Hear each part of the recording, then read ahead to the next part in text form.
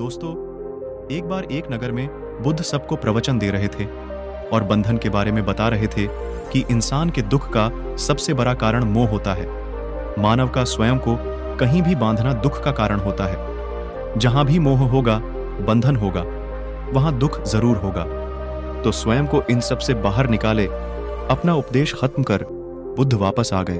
अगले दिन एक आदमी बुद्ध के पास गया और बोला, मैं जानता हूं कि कल का उपदेश आपने मेरे लिए दिया था। मैं आपकी कही बात समझ गया हूं। मैं अपने सारे बंधन तोड़कर आपके पास आया हूं। अपने सारे मोह छोड़कर कृपा करके मुझे अपने साथ रख लें। अब मेरा मकसद केवल सत्य को खोजना है। बुद्ध मुस्कुराए और बोले, तुमने कौन कौन से बंधन त्याग दिए हैं? आदमी बोला, मेरे घर पर मेरे माता पिता हैं, मेरी पत्नी और मेरा छोटा बच्चा भी है। मेरी पत्नी बेहद बीमार रहती है। मेरे जीवन में बहुत दुख था जब तक मैंने आपका उपदेश नहीं सुना था, लेकिन अब मैं समझ गया हूं कि मेरी पत्नी, बच्चे और मेरे माता पिता के साथ बंधन से ही मुझे दुख होता है। मैं जब अपनी पत्नी को बीमारी में ठहराते हुए सुनता था, मुझे बहुत दुख होता था। मुझे कभी कभी लगता था कि काश ये मर जाए तो इसका दुख कम हो जाए। कभी कभी मुझे जीना भी बेकार लगता था। लेकिन अब मैं समझ गया हूं कि इन सबसे जुड़े रहने के कारण ही मैं दुखी था। इसलिए मैं सबको छोड़ कर आया हूं। अब मेरे जीवन का एकमात्र मकसद है और वो है सत्य को खोजना। बुद्ध ने कहा, क्या तुम पक्का सबको छोड़ना चाहते हो? आदमी ने कहा, हां। बुद्ध ने फिर कहा, क्या तुम कुछ पीछे भूल तो नहीं रहे? कोई भी पुराना रिश्ता? आदमी ने कहा, मैं कुछ नहीं बोल रहा। मैं सबको पीछे छोड़ आया हूं। मैंने अपने परिवार का त्याग कर दिया तो कर दिया। अब पीछे मुड़कर उन्हें कभी नहीं देखूंगा। बुद्ध मुस्कुराए और बोले, आज की रात तुम विश्राम करो, कल सुबह मुझसे आकर मिलना। आदमी पूरी रात आश्रम की चीजों को देख सोचने लगा कि मैंने आज तक अपना समय सिर्फ बर्बाद ही किया है। अब वो ऐसे महान कार्य का हिस्सा होने जा रहा है जिसका खुद बुद्ध संचालन कर रहे हैं। बुद्ध की कृपा से उसे जीवन का सही मकसद मिल गया है। अगले दिन सुबह सुबह ही वो आदमी बुद्ध के पास गया और बोला, बताइए क्या आदेश है मेरे लिए? बुद्ध ने कहा, तुम्हें पूर्व की ओर जाना है। वहां गांव में तुम्हें एक शादिका नाम की महिला मिलेगी। वो एक ज्ञानी स्त्री है। वो तुम्हें जो भी दे तुम्हें लेकर आना है। वो आदमी वहां के लिए निकल गया। रास्ते में बहुत तेज धूप थी। उसे बेहद भूख लगी थी। दूर तक का सफर था। वो काफी थक भी गया था। वो आदमी रास्ते भर सोचते हुए गया कि अगर वो घर पर होता तो इस धूप में घूमने की जगह आराम कर रहा होता और भोजन कर रहा होता। सोचते सोचते वो शादिका के गांव पहुंच गया। वहां पहुंच उसने शादिका को देखा। वो बेहद खूबसूरत थी। वो उसे देखता ही रह गया। शादिका ने इस आदमी को देखकर कहा, आप अंदर आ जाओ। मुझे मालूम है आपको बुद्ध ने भेजा है। आपको भूख लगी होगी। मैं आपको भोजन परोस देती हूं। उसने उस आदमी को भोजन दिया। वो आदमी एकदम हैरान हो गया। ये वही भोजन था जिसके बारे में वो रास्ते भर सोच रहा था। भोजन करते समय आदमी की नजर शादिका के पैरों पर गई। वो बेहद सुंदर और कोमल थे। शादिका ने कहा कि बुद्ध के चरण अत्यंत सुंदर है। उनके चरणों में जिसे स्थान मिल जाए उसे तब किसी और के चरणों की जरूरत नहीं पड़ती। वो आदमी ये सुनकर अपनी नजरें नीची कर लेता। भोजन करने के बाद आदमी ने सोचा, भोजन तो हो गया, थोड़ा आराम करने को मिल जाता तो बहुत अच्छा होगा, लेकिन अब तो यहां से ऐसे ही जाना होगा। शादिका ने कहा, आपने भोजन तो कर ही लिया, थोड़ी देर विश्राम भी कर लीजिए। मैं आपको पंखा कर देती हूं। वो आदमी सोचने लगा कि यह कैसे संभव है। जो मैं सोच रहा हूं वही चीजें हो रही हैं। उसने सोचा कि यह कोई संजोग ही होगा। वो आदमी चादर बिछाकर आराम करने लगा।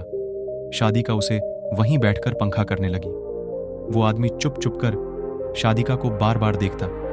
वो कभी उसके चेहरे को देखता तो कभी उसके चरणों को। वो उसके शरीर के सभी आकृतियों को देखता और मन ही मन सोचता कि कितनी सुंदर स्त्री है, एकदम शांत, सुंदर प्यारी वाणी। इसे तो मेरी पत्नी होना चाहिए था। वो मन ही मन शादिका के लिए कई सारी कविताएं बना चुका था। थोड़ी देर बाद उसे याद आया कि उसे वापस भी जाना है। शादिका से उसने कहा कि अब मुझे चलना चाहिए। जाते समय आदमी ने सोचा कि एक बार शादिका को फिर से ध्यान से देख लेना चाहिए। इतनी सुंदर स्त्री है। तभी शादिका ने कहा, शरीर में कुछ नहीं रखा, ये तो बस मांस मत जा, हड्डी और रक्त का जोर है, इसमें कुछ नहीं रखा। यह सुनकर आदमी घबरा गया और बोला, क्या आप अंतर्यामी हैं? मन की आवाज को सुन लेती है। वो बोली, नहीं, मैं कोई अंतर्यामी नहीं हूं। बुद्ध की कृपा और साधनाओं से मैं जीवन को जानती हूं और मन के भावों को पढ़ सकती हूं। इसलिए मैं तुमसे कहती हूं, इस शरीर में कुछ नहीं रखा है, ये नाश्वर है और नष्ट हो जाएगा। वो आदमी मन ही मन बेहद लज्जित हुआ और सोचा कि इस स्त्री ने मेरी मन की भावनाओं को जानते हुए मेरा इतना सम्मान किया और मैं इसके साथ क्या कर रहा हूं? मैं एक बहुत बड़ा पापी हूं। वो आदमी शादिका से नजर नहीं मिला सका और वहां से बुद्ध के पास वापस चला गया और बुद्ध से सब बात कह दी और कहा कि बुद्ध, मुझसे गलती हो गई है। बुद्ध ने कहा, मैं पहले से ही तुम्हारे मन के भावों को जानता था। अब तुम बताओ, क्या तुम बंधनों से मुक्त हो गए हो? आदमी ने कहा, मैंने तो आपके कहे अनुसार अपने सारे मोह बंधन त्याग दिए। मेरा मोह मेरे परिवार से था, जिन्हें मैं छोड़ आया हूं। बुद्ध ने कहा, बाहरी बंधन और मोह को त्यागने से हम बंधन मुक्त नहीं होते। मैं पहले से ही तुम्हारे मन के भाव को जानता था। अब तुम बताओ, क्या तुम बंधनों से मुक्त हो गए हो?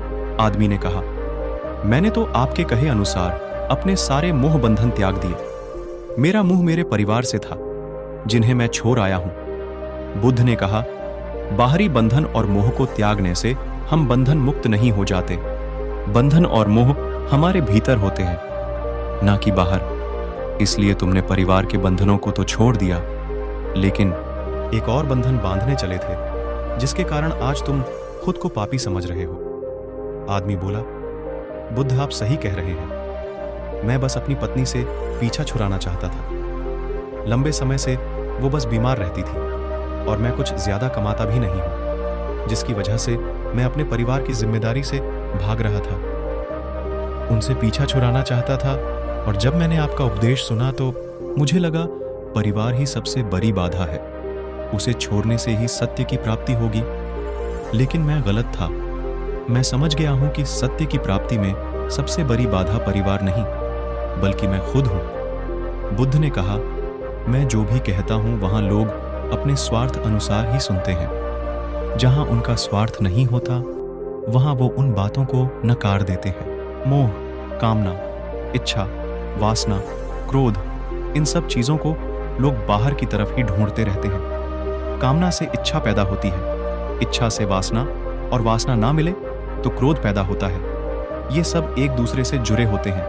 आपने देखा होगा कि जब भी आपको क्रोध आता है, आप उसका जिम्मेदार दूसरों को ठहरा देते हैं कि उसकी वजह से मुझे क्रोध आया है। हम कभी ये नहीं कहते कि उसका कारण मैं खुद हूं, जबकि क्रोध हमें हमारी वजह से ही आता है। अगर आप चाहे तो क्रोध नहीं आएगा। इसी तरह बंधन बाहर नहीं होते, हमारे मन में ही होते हैं। इसीलिए मन से और मन के बंधनों के कारण ही हम सब दुखी होते हैं। तो दोस्तों, कैसी लगी आपको ये कहानी? अगर ये कहानी आपको थोड़ी सी विज्ञानवर्धक लगी है तो इस SR इंस्पायर्ड चैनल को सब्सक्राइब जरूर कर लें और नोटिफिकेशन बेल को जरूर प्रेस कर दें।